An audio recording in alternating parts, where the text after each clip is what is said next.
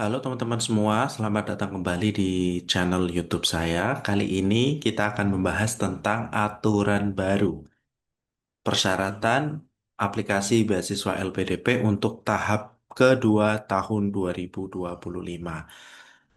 Aturan baru ini sudah disampaikan oleh LPDP melalui media-media LPDP. Saya kemarin lihat melalui short LPDP di YouTube. Kemudian disampaikan juga melalui Instagram LPDP. Teman-teman bisa melihat juga di Instagram LPDP RI. Konten ini juga saya buat dengan mengambil informasi atau postingan dari Instagram LPDP di @lpdp_ri. Apa saja perubahan aturan beasiswa LPDP untuk tahap 2 tahun 2025? Kita lihat bersama-sama. Aturan baru tersebut terdiri dari beberapa hal. Yang pertama, ada ketentuan surat persetujuan promotor dan pimpinan instansi. Kemudian ada juga aturan baru pada ketentuan esai beasiswa. Kemudian ada juga aturan baru atau yang diupdate pada ketentuan perguruan tinggi di luar daftar perguruan tinggi yang ada di dalam list perguruan tinggi yang disediakan oleh LPDP dan juga perubahan dari pembaruan daftar perguruan tinggi untuk tujuan beasiswa LPDP.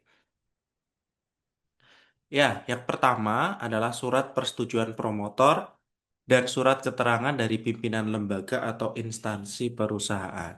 Ya, ini di tahap sebelumnya tidak ada, di tahap atau di tahun sebelumnya juga tidak ada. Jadi untuk pendaftar yang sebelumnya ya, pendaftar pada jenjang doktoral untuk semua program beasiswa LPDP diutamakan melampirkan surat kesediaan menjadi promotor dan atau co-promotor. Nah, setelah ada pembaruan ini, untuk pendaftar jenjang doktor pada semua program beasiswa LPDP, ini diutamakan ya oleh LPDP. Jadi kalau diutamakan berarti dia mendapatkan peluang yang lebih besar untuk mendapatkan beasiswa LPDP bagi mereka yang melampirkan dua. Yang pertama adalah surat pernyataan promotor, khususnya pendaftar jenjang doktor luar negeri yang memiliki co-promotor dari perguruan tinggi dalam negeri. Jadi kalau teman-teman akan mendaftar kampus tujuan luar negeri, sebaiknya teman-teman memiliki surat pernyataan promotor yang memiliki co-promotor dari perguruan tinggi di dalam negeri. Jadi tidak hanya terbatas pada asal dapat surat pernyataan promotor dari luar negeri ya, tapi sebaiknya kalau promotor tersebut memiliki co-promotor di Indonesia, profesor juga di Indonesia misalnya, atau dosen atau doktor di Indonesia, itu akan menjadi hal yang diutamakan oleh LPDP. Kemudian yang kedua adalah surat keterangan dari pimpinan instansi. Ya, itu surat keterangan yang berisi tentang pernyataan bahwa ini ya, riset selaras dengan kebutuhan instansi atau lembaga atau perusahaan.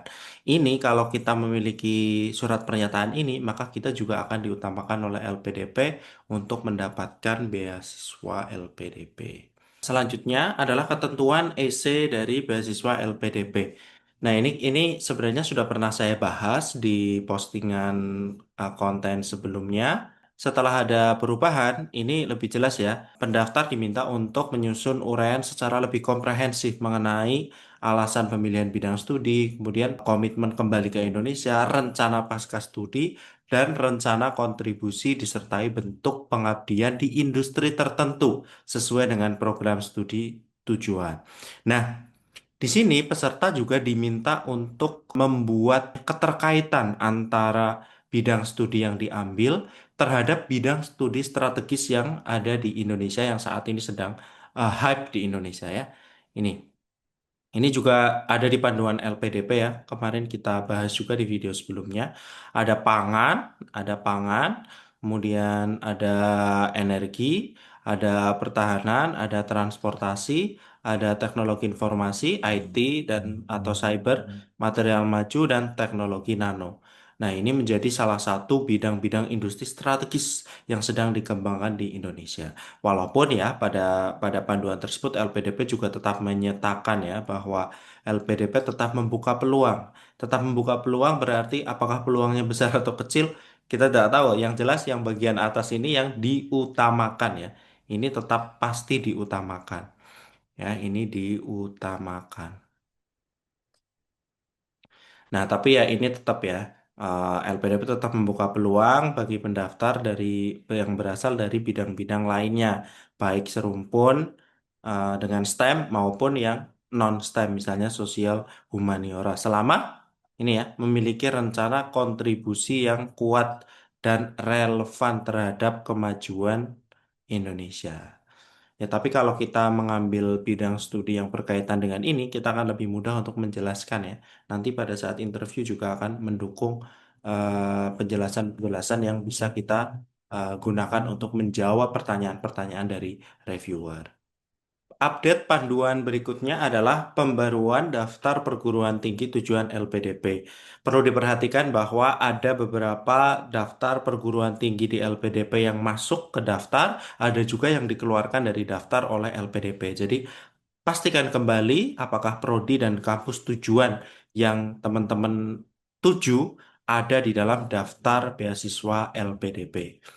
Nah, LPDP juga tetap memberikan ruang ya untuk kampus-kampus yang ada di luar daftar itu. Nah, ini LPDP memberikan penjelasan yang lebih rinci bahwa dalam seleksi tahap 2 ini diperlakukan untuk pendaftar perguruan tinggi tujuan dalam negeri dengan ketentuan. Jadi boleh ya menambahkan tujuan beasiswa LPDP di luar list. Asalkan aturannya ini dipenuhi. Yang pertama, akreditasi program studi telah memiliki akreditasi A atau unggul. Kemudian nama program studi yang diinput ke dalam aplikasi sesuai dengan yang ada di laman resmi BAN PT.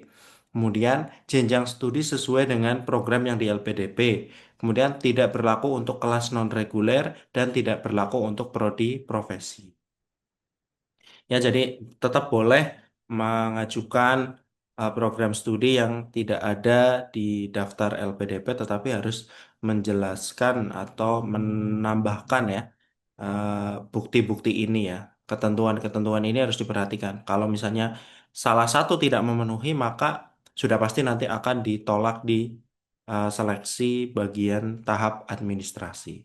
Ya, demikian teman-teman informasi terbaru dari aturan baru untuk seleksi LPDP tahap 2 tahun 2025. Sampai jumpa lagi di video berikutnya. Terima kasih.